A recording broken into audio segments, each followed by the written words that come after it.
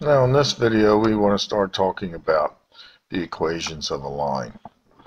Okay, so lines by definition in geometry are determined by 2 points. So as you should recall, if you were given the coordinates of 2 points, you should be able to determine the equation of the line. So here are 2 points, plot at -3, 4, and 5, 4.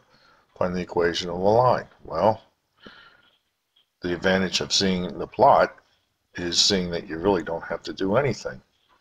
Since they have the same y coordinate, and every point on that line has that same y coordinate, that in fact is the name of the line, y equals 4. Just as any horizontal line may be going down here through -1 as a y coordinate would be the line y equals -1. So the generalization is that if you have the set of coordinates, look at them closely, because if the y coordinates are repetitive, then that in fact is the name of the line. You don't have to go through the process of point slope form that we'll run through later in this video. So as you can see, this is a horizontal line. Horizontal line can be tagged as the lines parallel to the x-axis or perpendicular to the y-axis. So I mean, you might ask a question, find the line through I don't know, like 7, 2 parallel to the x-axis. Well, it's just the line y equals 2. Okay. This is a line of zero slope, not to be confused with the line of infinite slope. Likewise, these 2 points bear the same x coordinate. Visually, you see that from the graph. Don't do any work, nothing to be done. Look at the points closely before you just go blindly into computing a formula. The name of that line, x equals 2. The name of a vertical line going through -2, 6, x equals -2. Vertical lines. Here's the other generalization. Repetitive x coordinates. Name of the equation, x equals a. Vertical lines, lines possibly just described as being parallel to the y-axis or perpendicular to the x-axis. They should have down here, not the xy axis, but perpendicular to the x-axis.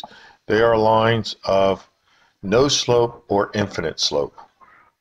No slope or infinite slope. And the reason why is because if you were to compute the slope, being the difference in the y's and the x, you'd have 4 minus -5. That's 9 over 2 minus 2. Well, as we know, division by 0 is undefined. So we might say it's an undefined slope. You might also say it's a no slope, or you might say it's an infinite slope. Okay?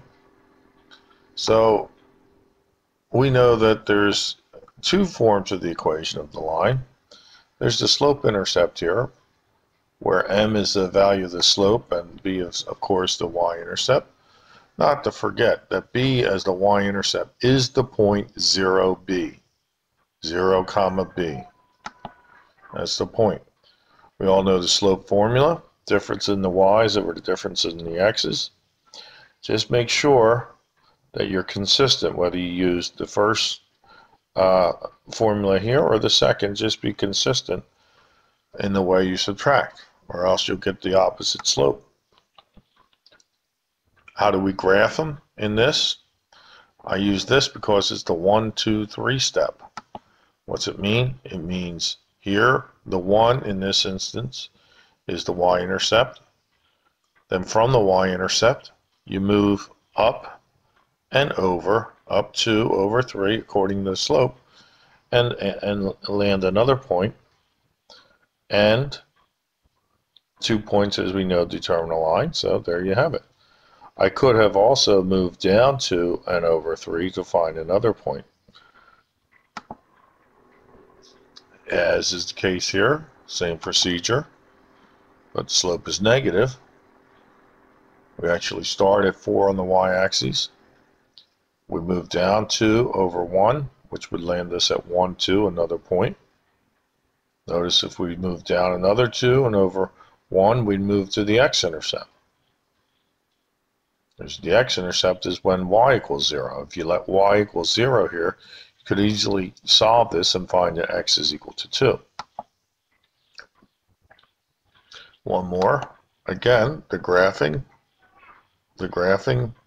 says start at the y-intercept, in this case -1, and move in accordance to the slope, in this case up 1 and over 4, which would land us right here at the point 4, 0, which is 2 points, and through those 2 points is the line. So, as described, plot the y-intercept, move up or down, then left or right as defined by the slope. Generalization, as we know, positive slopes rise from left to right, rise from left to right, positive slope rise from left to right, correspondingly negative slopes fall from left to right. Another form for the equation of the line is the standard form. That's called the ax plus by equals c form. There's a mandate that all the a, b, and c values be integers. Okay? Lines in standard form are ax plus by equals c, where a, b, and c are integers. Some will use the form ax plus by minus c equals 0, which is just a variation of this, as you can see. All right. In this form, we can easily graph too, because we can find the x and y intercepts. Okay, so if we take a look, all right, at the equation, if we let x equal 0, that means this 3x is essentially 0. That means y equals 3. There's 1 point. If we let y equal 0, right here, that would mean that 4y is essentially not there, so we're left with 3x equaling 12, 4x equaling 4. There's 2 points determine a line. There you have it. Likewise over here. Okay, find the intercepts, same way. Let's go back to that for a minute. What would be the intercepts? Okay, well, if x were 0, y would be 2. That's the y-intercept there. If y were 0, x would be -5. There it is right there. Okay. Now, the more generalized approach. Find the equation of the line in standard form when given 2 points. So, I have a modified point slope form, as I'll run through with you, okay? So here is 2 points, -2, 7, 5, -4. You could always plot them if you want, but you don't need to. First order business. Think about the first problems we had. Can we get away with doing no work? Is there a repeated x coordinate or y coordinate? There is not. So we're going to go through the process. We determine the slope. Y2 minus y1 over x2 minus x1. And again, it doesn't really matter which one is x1, y1, or x2, y2. It's just that we want to be consistent with our subtraction. So we say 7 minus a -4, which is 7 plus 4, which is 11, over -2 minus 5, which is -7. So our slope is 11 over -7, or -11 over 7. Doesn't matter where the negative sign is, the top or bottom. Okay. My form that I suggest that you use is just a modified slope form.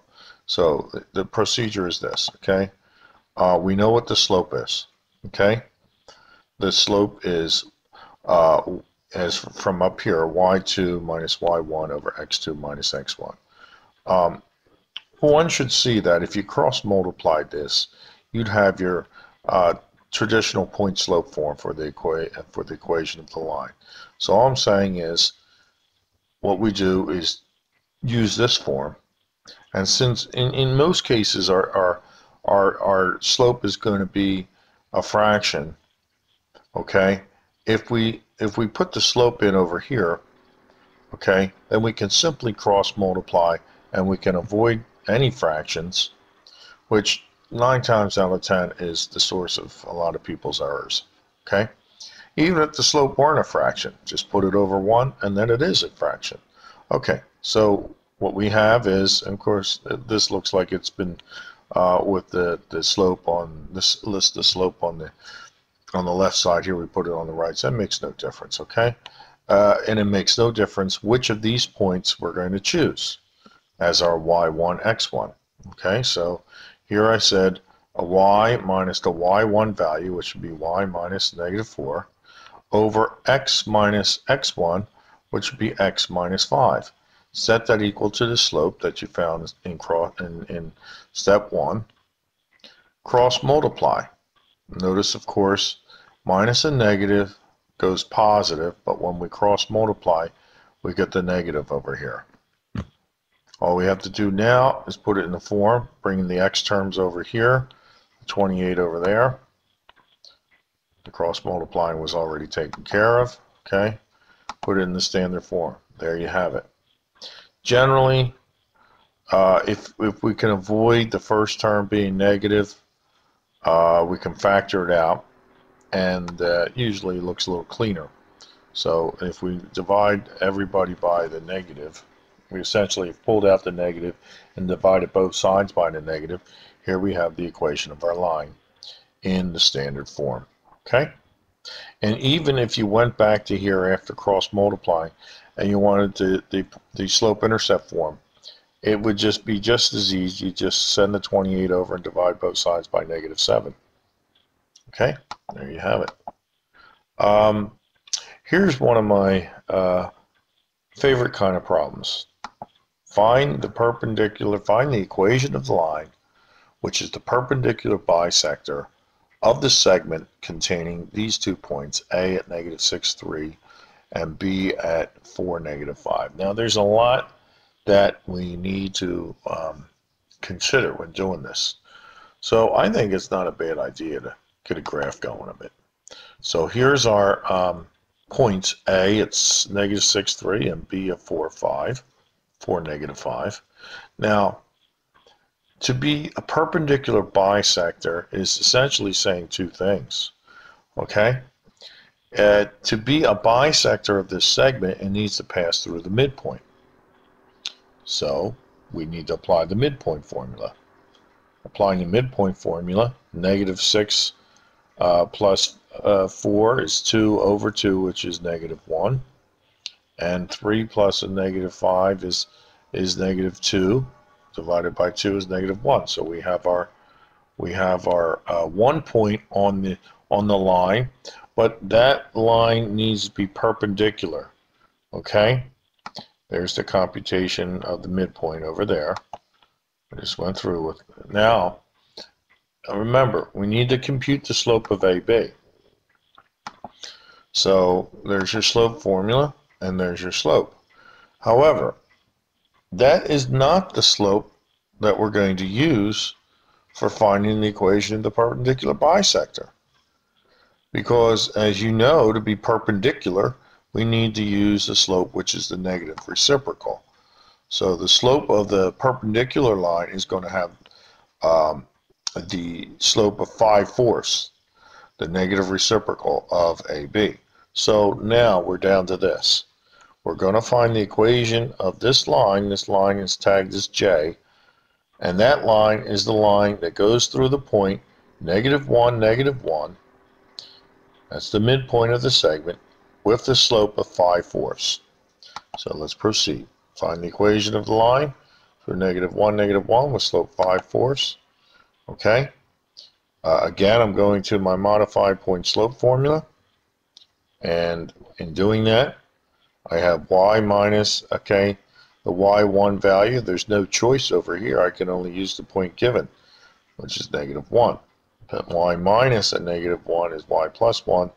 Likewise, x minus a -1 is x plus 1. That's equal to my designated slope of 5/4. Cross multiply, I get 5x plus 5 equals 4y plus 4. And just putting in a standard form is to simply bring the 4y over, it becomes negative, and subtract 5, and there you have it. There's the equation of our line J, as labeled up here, which is the perpendicular bisector of the segment AB.